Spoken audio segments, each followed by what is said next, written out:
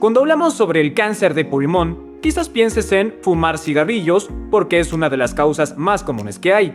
Eso significa que puedes reducir los riesgos al evitar fumar. Pero hay otro tipo de cáncer que afecta a los pulmones y es causado por algo que sale de nuestro control, ya que antes de que se regulara, estaba en todas partes, en nuestra casa y en el trabajo. Y eso es el asbesto. Y la razón de que hablemos de eso en este video es porque en un canal llamado Veritasium se preparó un video sobre la historia, las regulaciones y los peligros del asbesto, y se contactaron con nosotros para hablar sobre cómo afecta a los pulmones. Así que hoy repasaremos de lo que hablamos en esa conversación, te mostraré que cuando ese material se altera, es aerotransportado y puede alojarse en tus vías respiratorias. Allí veremos cómo reacciona el sistema inmunitario ante esto, cómo puede ir cicatrizando el tejido pulmonar y cómo lleva al cáncer. También hablaremos de cuándo se reguló el asbesto en los Estados Unidos, los cuidados que debes tener si vives en una casa antigua y los riesgos de exposición. Será un video bien fibroso, así que a darle a la aventura fisiológica y anatómica.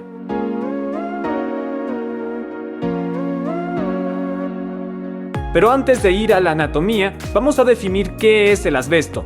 El asbesto no es una sustancia química ni un gas. Es un grupo de fibras minerales de origen natural que durante décadas se utilizó en aislamientos, materiales ignífugos, pisos y techos porque es resistente al calor y dura mucho. El problema es que cuando esos materiales se alteran, fibras microscópicas se liberan en el aire y al ser inhaladas viajan dentro de tu sistema respiratorio. Hay dos grandes grupos de fibras de las que siempre vas a escuchar. Las fibras serpentinas, como las crisolito, que son más curvadas, y las fibras anfíboles, que son rectas como agujas y más biopersistentes. La forma y la durabilidad son muy importantes porque al entrar en tus vías respiratorias, la aerodinámica y la biopersistencia definen a dónde llegan y la capacidad de tu cuerpo de eliminarlas.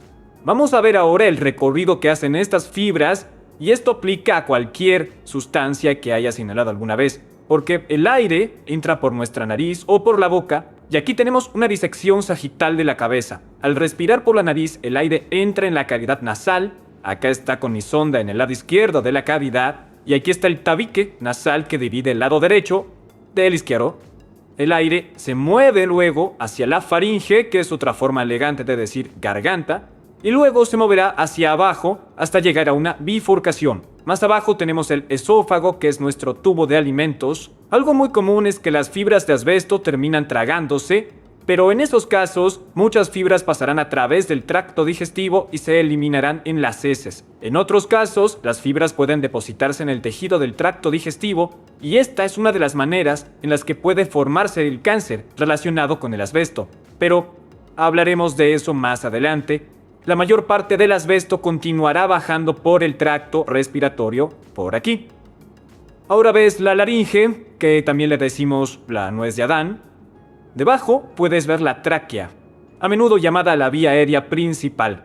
Quizás habrás notado que el esófago está colapsado, pero la tráquea, incluso en un cadáver, permanece abierta. Eso es por estos pequeños anillos cartilaginosos que ves apilados uno sobre otro. Con el esófago no nos importa que colapse entre comidas porque no comemos las 24 horas del día para seguir vivos, pero con la tráquea sí la necesitamos abierta las 24 horas porque respiramos todo el tiempo. Y para ser más específico, estos son anillos que tienen forma de C o de herradura porque estos en realidad no se unen por detrás. Ahora, si prestas atención a esta laringe y tráquea, puedes ver de nuevo esos anillos cartilaginosos apilados uno sobre otro y se ve genial cuando lo giro. Aquí verás que no se unen por la parte posterior y que tienen forma de C, así que es fácil distinguir una vista anterior o posterior de una tráquea. Y este tejido que encontrarás entre medio se lo conoce como membrana fibromuscular y contiene músculo liso. Las vías aéreas están abiertas las 24 horas, pero el diámetro de la tráquea puede cambiar en función de las contracciones del músculo liso dentro de esta membrana. Y este músculo continúa hacia abajo dentro de las vías respiratorias más pequeñas. Esto es lo que les pasa a las personas que han experimentado un ataque de asma. El músculo liso de estas pequeñas vías tiene un espasmo, es decir, que se estrechan y dificulta la respiración. Ahora, volviendo al recorrido del asbesto, el aire que baja por la tráquea pasa por encima de un sistema de defensa.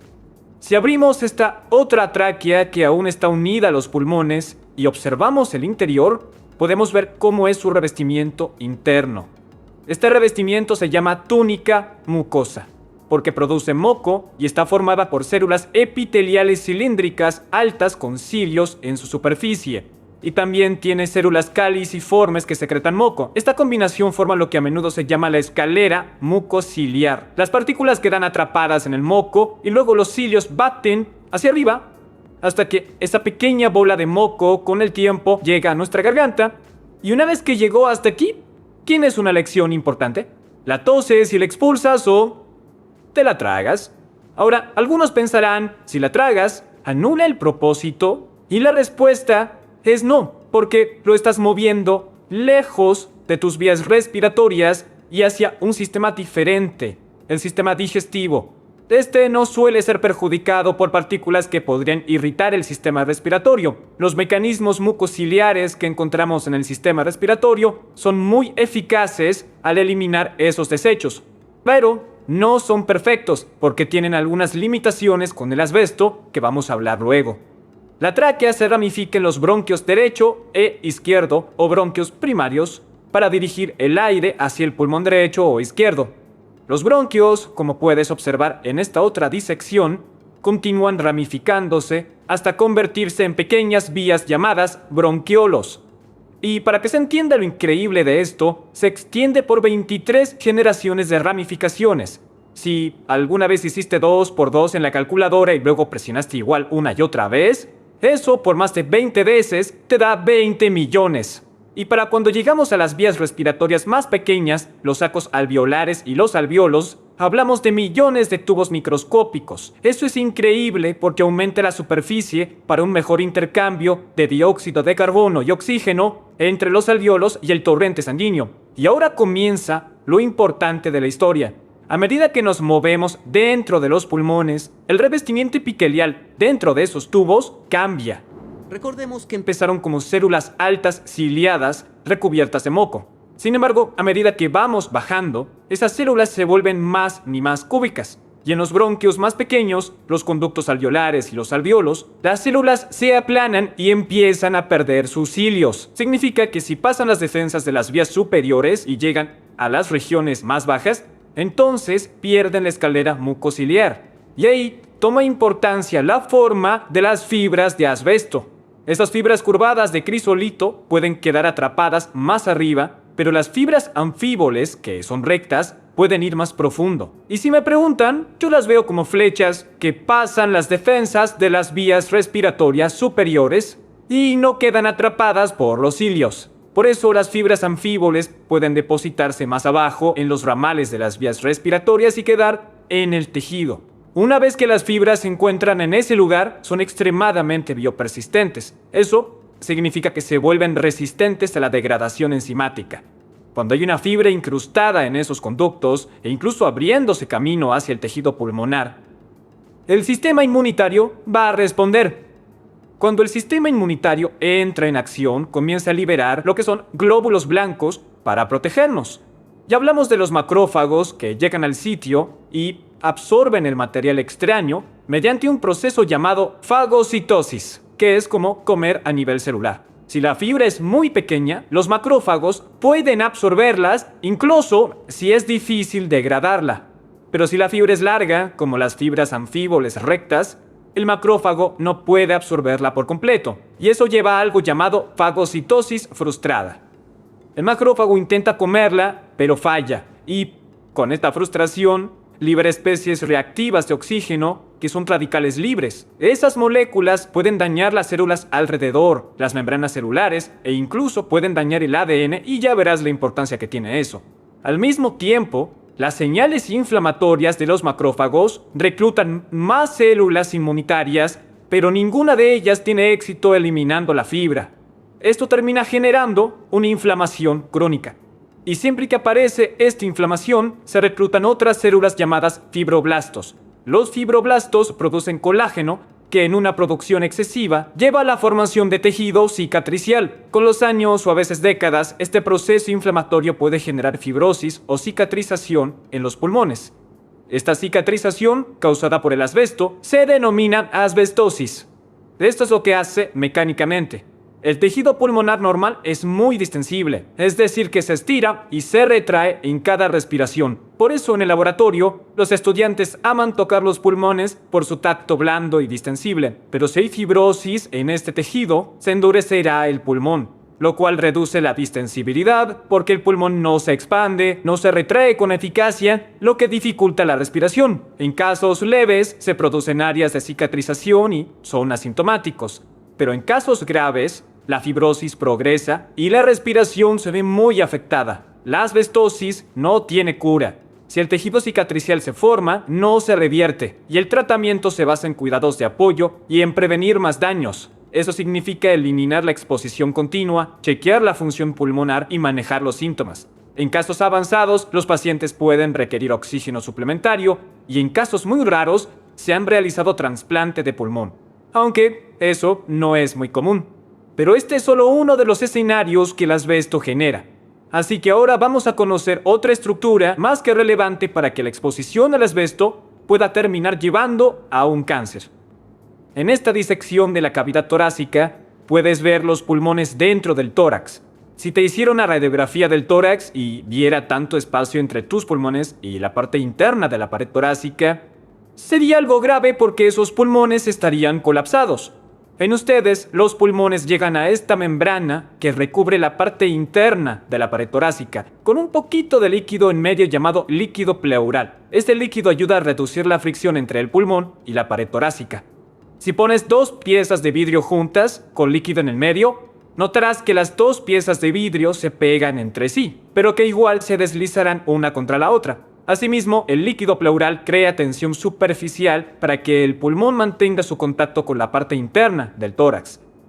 Esta membrana que recubre la pared torácica es muy importante para nuestra historia y se llama membrana pleural y que genera una continuación a los pulmones. La capa que cubre al pulmón, y aquí ves parte de ese tejido cubriéndolo directamente, se llama pleura visceral y la capa que recubre la pared torácica es la pleura parietal. Y tiene sentido porque visceral significa órgano y parietal es pared. Si examinamos ambas capas de tejido, veríamos que están compuestas por una sola capa de células llamada mesotelio. Estas células mesoteliales secretan un líquido pleural que es un lubricante. Aquí es donde el asbesto se vuelve muy preocupante.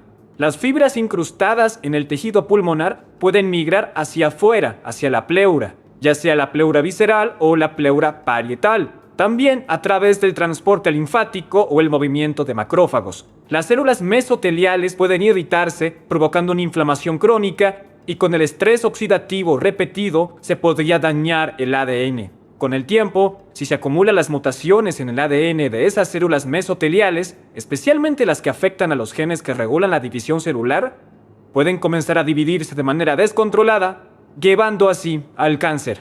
El mesotelioma es un cáncer maligno de las células mesoteliales, y aunque la exposición al asbesto se ha asociado con múltiples cánceres, el mesotelioma es el que está más vinculado. Acabamos de hablar del mesotelioma pleural, o mesotelioma del tejido que rodea a los pulmones. Esta es la zona más común del mesotelioma debido a la exposición al asbesto. Además, las células mesoteliales no están solo en las membranas pleurales, pueden encontrarse en otras regiones del cuerpo. Por ejemplo, estas células forman el revestimiento de la cavidad abdominal. Así puedes desarrollar mesotelioma en el abdomen por la exposición al asbesto. Ahora preguntarás cómo las fibras de asbesto llegan al abdomen y pueden causar cáncer en esas células mesoteliales. Bueno, hay dos mecanismos potenciales. En uno, si recuerdas, algunas fibras de asbesto pueden tragarse o pueden trasladarse a través del tracto digestivo y van hacia los tejidos circundantes, lo cual puede terminar desarrollando mesotelioma en el abdomen. Y en el segundo, no lo olvides, los macrófagos quizás fallen en su función de degradar las fibras de asbesto, pero pueden absorber fibras más pequeñas o también parte de fibras que son más grandes. Esos macrófagos no siempre se quedan en los pulmones. Estas células, o incluso las fibras no encapsuladas, pueden viajar a otra ubicación a través de los vasos linfáticos y desde allí ir a cualquier parte del cuerpo, incluido el abdomen. Esto es como si hubieras transportado el problema de no poder degradar por completo las fibras de asbesto a otro lugar, haciendo que el proceso inflamatorio y la liberación de radicales libres ocurra en ese nuevo lugar. Y es por eso que no solamente causa mesotelioma en el abdomen, incluso en algunos estudios se llega a asociar con cánceres como el cáncer de ovario. Ahora, algo importante a señalar es que a menudo las personas asumen que la asbestosis, que es la cicatrización dentro de los pulmones, es un estadio anterior del mesotelioma. Y eso no es tan así. Sí, en algunos casos pueden coexistir, pero a través de mecanismos patológicos que son diferentes. Porque si alguien desarrolla asbestosis, no significa que desarrollará mesotelioma. Sí es cierto que el riesgo de desarrollarlo es más alto, pero este proviene más de la exposición al asbesto que del hecho de haber desarrollado o no asbestosis. Antes de que terminemos, vamos a hablar brevemente de cuánto se reguló el asbesto y qué riesgos tenemos al exponernos a él. Porque cuando tuve esta conversación con la gente de Veritasium, mientras se preparaban para su video, pensé, justo voy a hacer muchas renovaciones en mi casa, y mi casa fue hecha en el 82, o sea, ¿me tengo que preocupar? Bueno, depende de qué materiales usaron y si estos fueron alterados. El uso del asbesto llegó a su punto máximo en el siglo XX, y fue regulado entre 1970 y 1980. Muchos productos residenciales antes contenían asbesto. Hoy materiales de aislamiento, de las baldosas para pisos o los materiales para techos ya no lo incorporan, aunque el asbesto se usó de forma tan amplia durante tanto tiempo que sigue presente en edificios antiguos, como casas, escuelas, estructuras construidas antes de 1980. Así que si vives en una casa antigua o estás renovando un edificio de esos años, tienes que averiguar dónde pusieron asbesto en ese lugar. En el ático, en el aislamiento de paredes, o en las baldosas, los adhesivos o cerca de las tejas, o en el aislamiento de tuberías y calderas. Si sospechas que alguno de estos elementos podría contenerlo, lo más seguro es que no los toques tú mismo. El asbesto es muy peligroso cuando se libera al aire en forma de fibras finas. Por eso los profesionales usan equipos especializados y procedimientos de contención para retirarlos. En el día a día el riesgo viene de alterar aislamientos viejos, lijar o cortar o demoler materiales antiguos y limpiar escombros de una renovación sin protección. En general en los edificios modernos el riesgo a la exposición es bajo, sobre todo si los materiales no fueron alterados. Pero si estás renovando estructuras antiguas, hay que analizar los materiales y si es necesario, deben ser manipulados por profesionales. Les comparto el video de Veritasium, lo dejo en la descripción. Gracias a todos por apoyar nuestro canal y hasta otro video.